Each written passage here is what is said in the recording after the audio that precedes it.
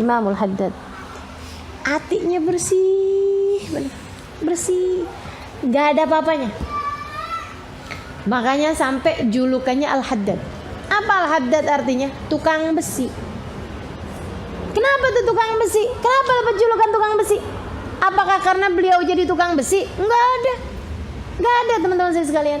Imam Al-Haddad dapat julukan tukang besi karena mereka bilang Haddadul Qulub, tukang besinya hati. Tukang besi itu kerjanya apaan sih?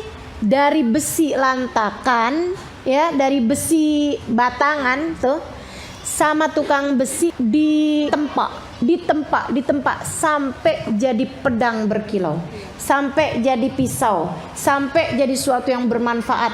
Kan begitu ya? Sampai bahkan bukan hanya jadi pedang berkilau, tapi jadi pusaka. Betul apa enggak? Oh, pusaka-pusaka tuh, pedang-pedang pusaka tuh, keris-keris itu dibuatnya dari apa?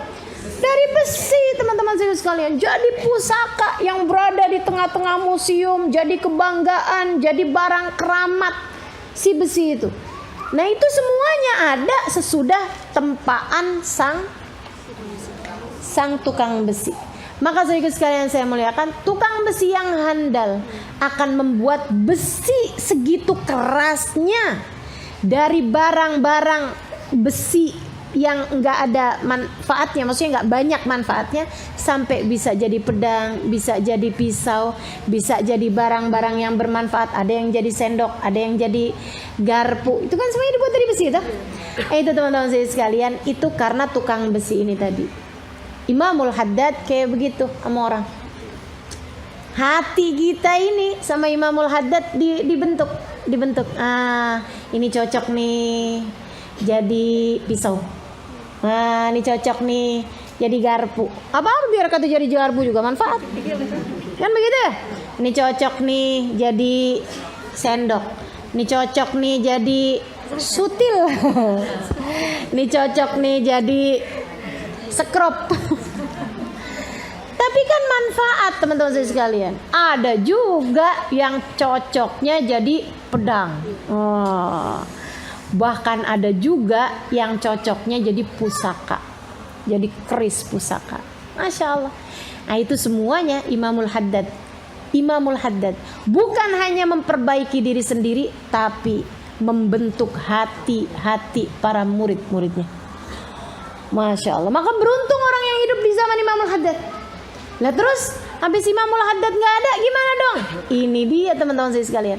Ketika Imamul Haddad sudah tidak ada, rahasia, sir, hikmah, kemampuan Imamul Haddad itu tertuang dalam kitab-kitab yang beliau punya. Makanya bukan main-main. Kenapa kita tiap Kamis ngaji kitabnya Imamul Haddad? Bukan main-main teman-teman saya sekalian. Bukan tanpa pemikiran. Kenapa saya maunya ngaji di sini kitabnya Imamul Haddad nih, udah bertahun-tahun nih kita bahas kitab ini. Kan begitu ya? Karena harapannya nih, saya nggak bisa jadi haddadnya, tapi kitabnya insya Allah akan memperlakukan kepada semua jamaah-jamaah yang hadir, kepada para yang mendengarkan, yang ngaji, termasuk saya di dalamnya. Saya kalau di sini bukan ngajar, ngaji bersama. Makanya saya kalau ngiklanin kan, yuk ngaji bareng, kan begitu. Ngaji. Halimah Al-Idrus salah satu dari pendengarnya yang setiap kali ngaji niat mudah-mudahan bukan cuman bisa ngajinya tapi bisa ngamalinnya. Lah yang jadi gurunya siapa? Imamul Haddad. Karena yang dibaca kitabnya Imam Al-Haddad. Makanya bukan main-main teman-teman saya sekalian. Sebelum ngaji itu ada niatnya. Siapa tuh yang punya niatnya? Imam Al-Haddad. Habis selesai niat, kalau teman-teman biasa dengerin Al-Fatihah ila hadratin Nabi Muhammad sallallahu alaihi wasallam wa ali wazwaji wa dzurriyyati wa ali baiti thumma ila ruhi ususan. Kan begitu ya? Nah, tuh baca Fatihah buat ini, Fatihah buat Faqihul Muqaddam, Fatihah buat Imamul Haddad yang punya kitab ini gitu. Biar ada sambungannya. Kenapa begitu? Karena gurunya nggak cukup. Karena yang duduk di depan nih nggak cukup buat jadi gurunya. Karena yang di depan sama-sama mau belajarnya. Karena yang pegang mic sama-sama juga masih tolibah, masih orang yang berusaha buat menuntut ilmu. Makanya teman-teman saudaraku sekalian saya muliakan, ini yang di depan sama-sama juga.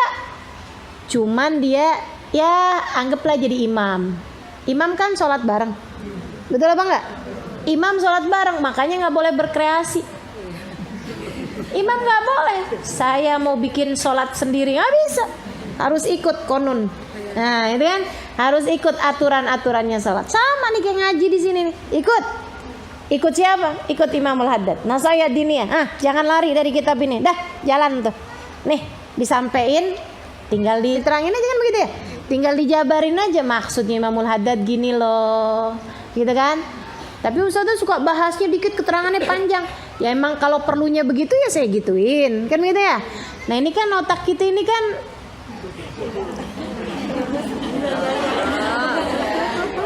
gini loh. Kalau bacain kitabnya sama santri, yang dibacain banyak, keterangannya dikit-dikit aja. Itu kalau ngomongnya sama santri, kan gitu ya. Kalau sama ibu-ibu kalau dikasih banyak kan suka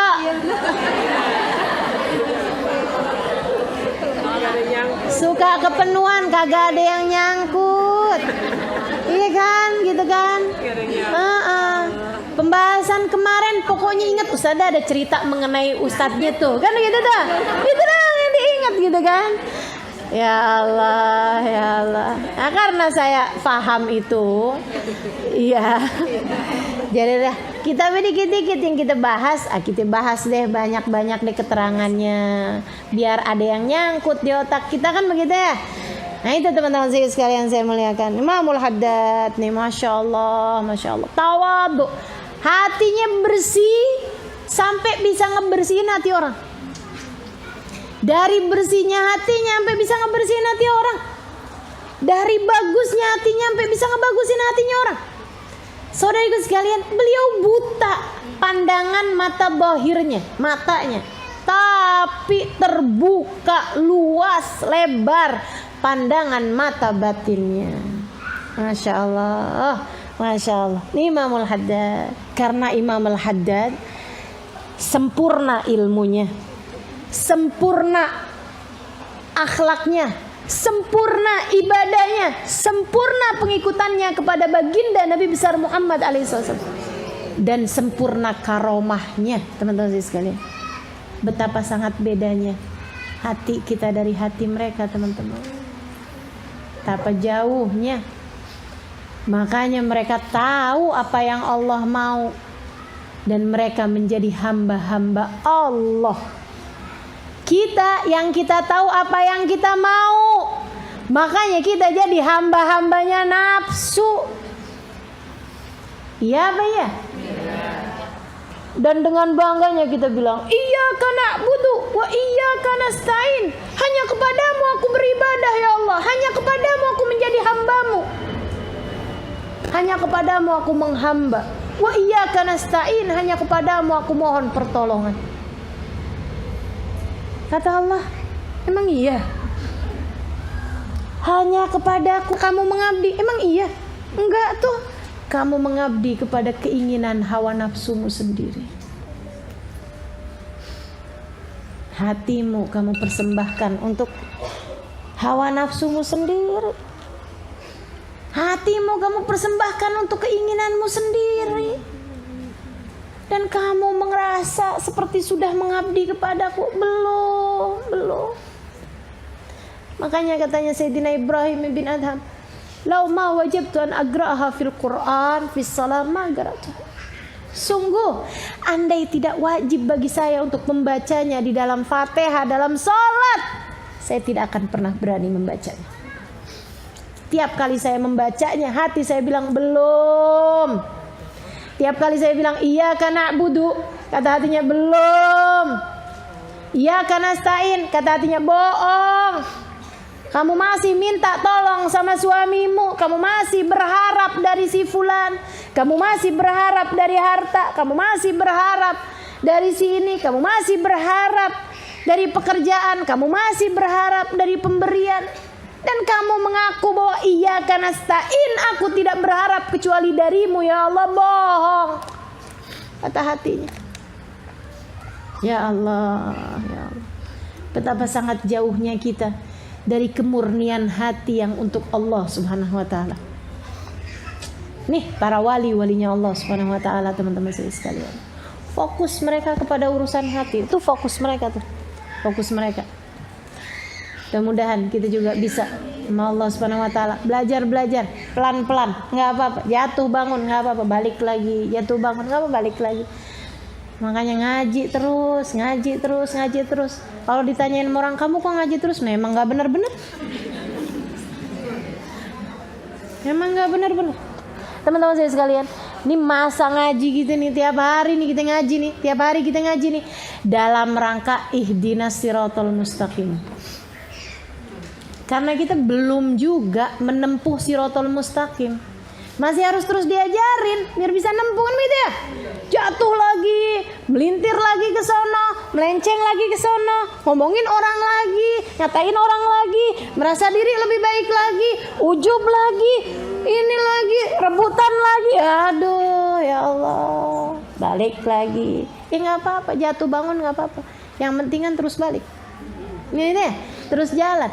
Nah itu yang kita perlukan teman-teman sekalian. Jalan pelan-pelan nggak apa-apa. Jatuh bangun nggak apa-apa, sambil minta tolong. Sama siapa minta tolongnya? Sama Allah yang pasti. Tapi buat minta tolong sama Allah juga kadang kita perlu tangan-tangan nih buat nyelamatin kita nih. Saudara sekalian. Siapa tuh? Nabi Muhammad alaihissalam. Makanya sholawatan. Makanya sebelum ngaji baca sholawat. Ngapain tuh? Itu dia mau nyambungin. Selain Nabi Muhammad siapa? Wali-wali ini di atas kita ini, orang-orang di atas kita nih, iya nggak? Para walinya Allah Subhanahu wa taala. Makanya kita perlu ziarah, makanya kita perlu hadir haul, makanya kita perlu baca dikiran. Bukan asal dikiran kamu buka dari kitab gitu, enggak. Dikiran yang dibaca, dikirannya Imamul Haddad. Dikiran yang dibaca, dikirannya Syekh Bakar bin Salim. Makanya kalau nyari dikiran, bukan cuma asal baca artinya, bagus nih, enggak gitu. Punya siapa? Dikiran itu punya siapa?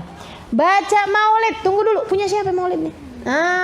Punyanya Habib Umar bin Hafid. Iya, baca. Kita kenal Habib Umar kan gitu ya. Maulidnya siapa nih? Maulidnya Habib Ali Hamshi Simtudur. Baca. Maulidnya siapa nih? Maulidnya Imam Ad-Dibai. Baca. Maulidnya siapa nih? Bagus nih, karangannya siapa? Karangannya Ustaz Ali. Enggak usah dibaca. Nggak usah, makanya saya nggak berani ngarang maulid. Nggak berani ngarang maulid. Ya Allah, bikin maulid aja memberanikan diri. Teman-teman saya sekalian. Ya ampun, siapa kita? Bikin maulid, ngumpulin orang. Yuk rayain Nabi Muhammad. Ya Allah, siapa kita? Yang pantas bikin maulid tuh Habib Umar bin Hafid tuh pantas ya nggak? Yang pantas bikin maulid Habib Zain bin Smith pantas bikin maulid. Halimah terus bikin maulid. Ya udah deh gitu. Tak ada rotan akar pun jadi ngeberaniin diri. Ini ngajar kayak begini nih ngeberaniin diri. Ya Allah teman-teman saya sekalian, belum pantasnya tapi ya udahlah. Tak ada rotan akar pun jadi. Ya Allah. Nah dia nih perlu uluran tangan. Makanya ngajarnya diawali dengan sholawat biar ada tangan Nabi Muhammad. Ya, baca Yasin dulu biar ada tangan Allah. Kan gitu kan? Pakai baca Yasin ada tangan Allah. Pakai baca sholawat ada tangan Nabi Muhammad. Pakai dikirannya Syekh Bakar bin Salim, dikirannya Imamul Haddad, kitabnya pakai punyanya Imamul Haddad biar ada tangan-tangan. Teman-teman sekalian, saya tidak menarikmu karena saya masih perlu buat ditarik. Jadi kalau ada yang bilang, Ustazah kita mau ikutan Ustazah, gimana modalnya nih? Saya aja mau nyelamatin diri ini perlu gendolan sama orang, terus saya tiba-tiba digendolin sama orang. Waduh, ini gimana modelnya nih? Nggak ada. Kita sama-sama aja, sama-sama ngegendol, sama-sama ikut, sama-sama menggantung, sama-sama menggantungkan diri kepada siapa? Kepada orang-orang yang sudah pasti terselamatkan. Rabbi fanfa'na bibarakatihim wahdinal husna bihurmatihim wa amitna fi tariqatihim wa mu'afatin Rabbi fanfa'na bibarakatihim. Ya Allah, kasih kemanfaatan kepada kami berupa berkah-berkahnya mereka. Bikin kami mendapatkan manfaat dari keberkahannya mereka. Tuh.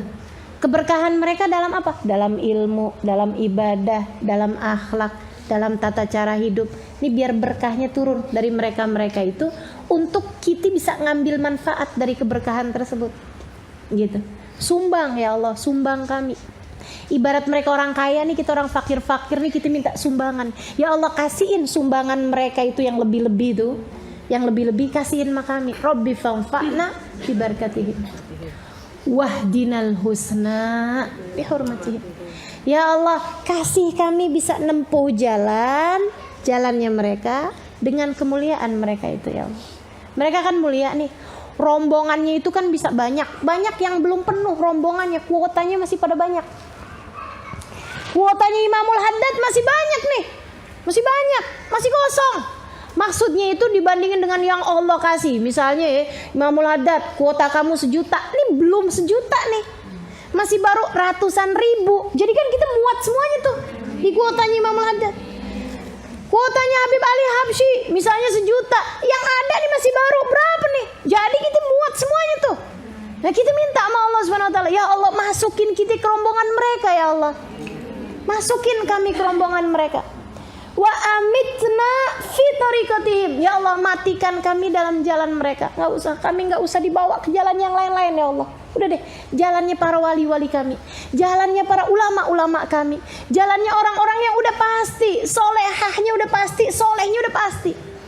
Kita minta nih, jalannya Hubabah Umairah, jalannya Hubabah Maryam, jalannya Hubabah Bahiyah, jalannya para hubabah orang-orang soleh yang mata saya masih diizinkan buat ketemu sama mereka. Kuota mereka masih banyak kosong. Teman-teman saya sekali, kuota mereka masih banyak kosong. Kita minta jalannya mereka. Wa amitna fi tariqatihim. Minta ya Allah, hidup kayak jalannya mereka, mati di belakang mereka. Mati di jalannya mereka. Wa mu'afatin minal fitan. Selamatkan kami dari segala fitnahnya zaman. Kalau dulu tuh yang bawa fitnah itu orang-orang yang nggak ngerti agama. Sekarang yang ngerti agama pun bisa bawa fitnah. Betul apa enggak? Teman-teman sekalian, yang berani ngomong sesuatu tentang Nabi Muhammad yang nggak baik, orang berilmu apa orang nggak berilmu? Orang berilmu. Yang berani ngomong Nabi Muhammad nggak punya jaminan, orang berilmu apa orang nggak berilmu? Orang berilmu. Kalau orang nggak berilmu, omongannya nggak akan didengar orang. Yang berani ngomongin yang nggak baik, yang katanya Nabi Muhammad nggak keurus. Ya Allah, teman-teman, yang ngebandingin Nabi sama, kalau itu orang nggak berilmu ya. Tapi ini kan yang berani ngomong macem-macem ini teman-teman saya sekalian, orang-orang yang berilmu. Makanya kita ngeri banget. Makanya minta sama Allah, wa mu'afatin, selamatkan kami dari segala fitnah ya Allah. Maka teman-teman saya sekalian, Imamul Haddad nih, katanya beliau, ucapan Imam Ghazali dalam hal-hal masalah mengenai hati, apa penyakitnya, apa ininya, itu udah cukup. Itu udah cukup jadi rujukan, karena Imam Al-Ghazali itu adalah orang yang sempurna ilmunya, sempurna ibadahnya, sempurna zuhudnya, sempurna ma'rifatnya. Seperti yang saya sampaikan tadi, bahwa Imamul Haddad yang nulis ini tentang Imam Ghazali adalah juga orang yang sempurna ilmunya, sempurna ibadahnya. Sehingga sekalian, zaman beliau belum balik. Zaman beliau belum balik, umur 10 tahunan. Kalau berangkat dari rumahnya ke tempat majelis abahnya punya majelis. Abahnya punya majelis di namanya Masjid Al-Fatah. Sekarang itu buat masjid namanya Masjid Al-Fatah. Di Kota Tarim juga, tapi agak jalan berapa kilo gitu. Itu beliau pakai tongkat jalan dari rumahnya ke tempat abahnya, ketemu 10 masjid. Sehingga sekalian saya melihat beliau sholat di 10 masjid tersebut. Pagi hari itu beliau dapat 50 rakaat sholat sunnah. Itu di perjalanan dari rumahnya ke masjid, dapat 50 rakaat sholat sunnah. Dapat 50 rakaat sholat sunnah. Kita sholat taraweh 20 rakaat dan ngitungin rakaat mulu. Beliau paginya doang. Maksudnya amalan-amalan ringannya beliau tuh pagi 50 rakaat, teman-teman saya sekalian. Sampai pernah ada seorang ulama dari Maghrib datang ke kota Tarim, ngelihat Imamul Haddad lagi ada di jalanan di dekat pasar gitu. Begitu ngelihat dia pingsan. Sampai begitu sadar ditanyain sama murid-muridnya. Seorang syekh dari Maghrib datang bersama dengan murid-muridnya, teman-teman saya sekalian. Itu begitu pingsan, habis selesai sadar ditanyain, kenapa ente pingsan? Dia bilang, Magharim Al-Ba'alawi. Dia bilang, nih orang Al-Ba'alawi nih wali-wali dari kalangan keturunannya ke Sayyidina Husain Al-Ba'alawi, teman-teman saya sekalian. Dia bilang, nih orang-orangnya ini orang-orang maghrum, maksudnya orang-orang gila gitu. Maksudnya gila banget mereka kayak gitu loh. Gila bukan artinya gila ya, maksudnya kekaguman yang luar biasa gitu. Gila mereka nih. Dia bilang bisa ada satu anak muda mencapai tingkat makom 200 wali. 200 makom kewalian sudah disandang Imamul Haddad di usia beliau sebelum balik. Sebelum balik, saudara sekalian. Gimana waktu sesudah dewasanya? Kalau sudah dewasanya, nah itu udah luar biasa benar. Di tingkatan yang beliau lagi nulis kitab ini nih, kalau ketemu hadis, beliau nanya dulu sama Nabi, Rasul beneran gak sih pernah ngomong gini? Nanya langsung sama Nabi Muhammad SAW. Tapi mereka gak akan cerita-cerita itu kepada orang awam, kan gitu ya? Di kitab-kitabnya mereka gak akan ceritakan hal-hal yang seperti itu, teman-teman sekalian. Nah, kenapa cerita-cerita semacam ini saya dapetin karena kami mendengar dari Imamul Haddad bukan dari kitab, tapi saya belajar dari Habib Umar bin Hafid. Habib Umar bin Hafid belajar dari Habib Muhammad bin Abdullah Al-Haddad. Habib Muhammad Al-Haddad belajar dari gurunya belajar dari gurunya belajar dari sampai ke Habib Ahmad bin Zain Al-Habsyi yang belajar langsung dari Imam Al-Haddad. Yang melihat langsung Ahmad bin Zain Al-Habsyi yang melihat langsung bagaimana keadaannya Imamul Haddad. Beliau ceritain kepada muridnya ceritain kepada muridnya ceritain kepada muridnya sampai kepada guru-guru kita yang mereka menyampaikan hal tersebut dan saya mendengarnya langsung dari mereka yang punya silsilah nasab keilmuan sampai nyambung kepada Imam Al-Haddad. Masya Allah. Liannahu jama' fi dhalik kalam man taqaddamahu min as-salaf as-salih wa masyayikh at-tariq. Kenapa Imam Al-Ghazali mengumpulkan dalam Ihya itu sempurna banget? Karena beliau telah mengumpulkan yang ada dalam Ihya tersebut itu ucapan dari para pendahulunya minas salafis salih, dari orang-orang terdahulu yang saleh-saleh, wa masyayikh tariq, dan juga dari ucapan para guru-guru yang telah menempuh jalan tersebut.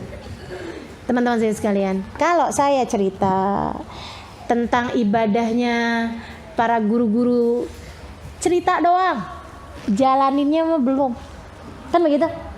Saya cerita kepadamu, saya satu hari pernah jalan sama Habib Zain bin Smith dari pagi sampai malam, nggak ketemu makan. Yang dibaca nggak pernah diem, antara zikir, antara Quran, antara sholawat, zikir lagi, Quran lagi, sholawat, nggak diem mulutnya sepanjang hari. Sampai saya ngebayangin, ya Allah beruntung banget yang jadi malaikat rokibnya Habib Zain bin Smith. Sibuk banget tuh malaikat, Masya Allah, girang pasti, senang bener, terus aja. Abis itu saya sedih ngelihat diri saya sendiri, sian bener Kip. Malaikat rokib saya ngenes banget, ya Allah, sabar ya Kip. Kayaknya nih kalau malaikat rokib saya bisa gini sama malaikat atid, nitip ya. Saya mau pergi dulu, nganggur mulu nih orang. Kebaikannya mana dia nih yang mesti saya catat, ya Allah, sedihnya teman-teman saya sekalian, ya Allah. Jangan sampai juga ya. Ya Allah, khair, insyaallah khair. Ngelihat Habib Zain bin Smith berasa jadi serpihan roti. Serpihannya ya Allah. Yang sabar ya. Masya Allah. Kalau saya cerita cerita tentang mereka baru hanya cerita, teman-teman saya sekalian. Tapi guru-guru nih kan, orang-orang yang saya ceritain, mereka kayak Imamul Haddad cerita tentang Imam Ghazali itu sempurna ilmunya, sempurna akhlaknya, sempurna zuhudnya, sempurna ma'rifatnya. Emang beliau juga begitu. Saking gak mau cerita aja. Kan gitu ya. Habib Zain bin Smith cerita tentang ulama-ulama. Ya mereka emang begitu. Habib Umar bin Hafid cerita tentang ulama-ulama. Emang beliau juga begitu.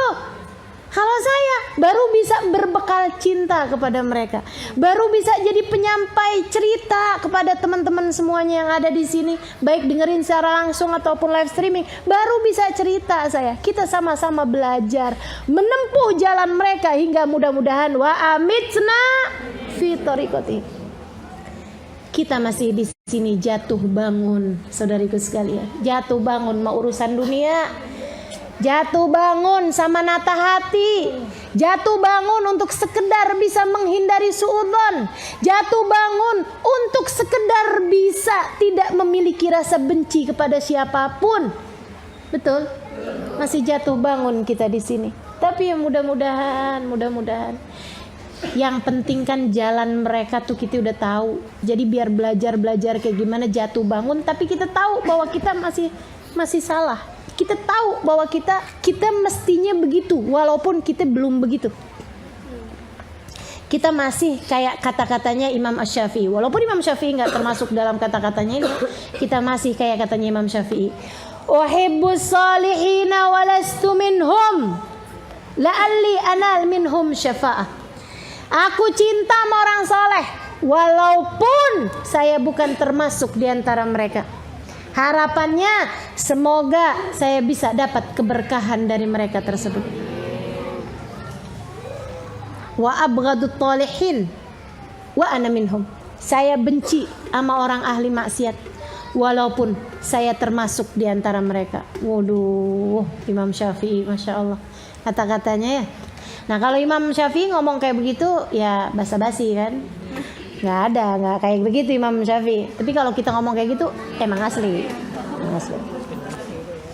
Emang asli teman-teman sekalian. Dah mudah-mudahan Allah benerin kehidupan kita insyaallah. Amin ya rabbal alamin. Ala hadhihi niyyah. Dunya salihah ila hadratin Nabi. Al-Fatihah.